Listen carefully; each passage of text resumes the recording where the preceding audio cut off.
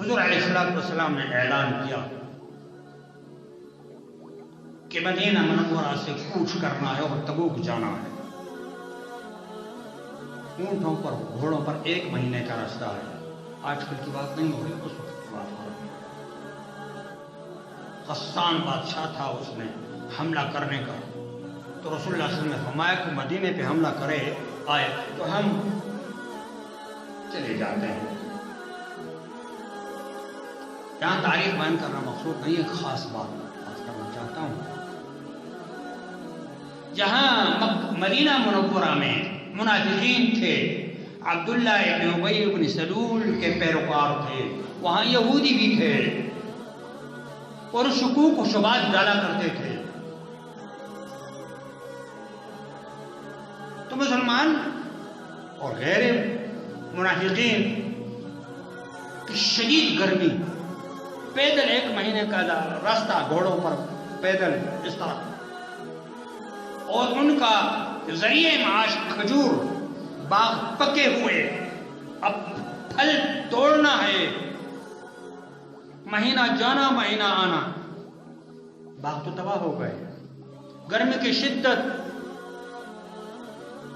تو یہ باتیں رسول مقبول صلی اللہ علیہ وسلم کے کان مبارک تک پہنچ گئی کہ اس طرح خسر پسر مجمع میں ہو رہا ہے کہ طویل رستہ ہے، گرمی ہے اور باغ پکے ہوئے ہیں، پتہ نہیں پھر کیا ہوگا. اللہ تبارک تعالی نے فرمایا النار جہنم اشد حرا. یہ دن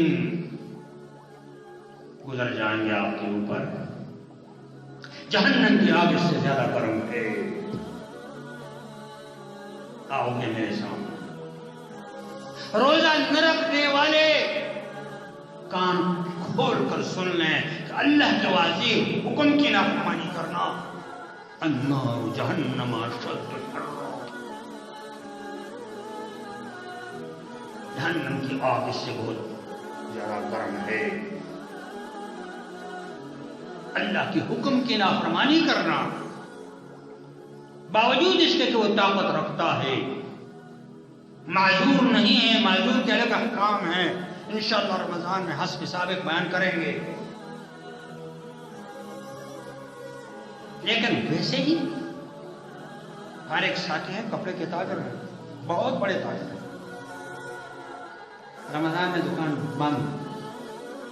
کسی نے کہا رمضان جو سیزن ہے وہ آپ کا سیزن ہے، رمضان میرا سیزن ہے. سبحان اللہ. اور سب سے زیادہ بہتر کاروبار اس کا ہے جو اپنے مال میں اور اپنے اوقات میں اللہ کے لیے کچھ نکالیں. رمضان اور بند کہتا اس سیزن کا کیا کروں پھر. گاؤں جاتا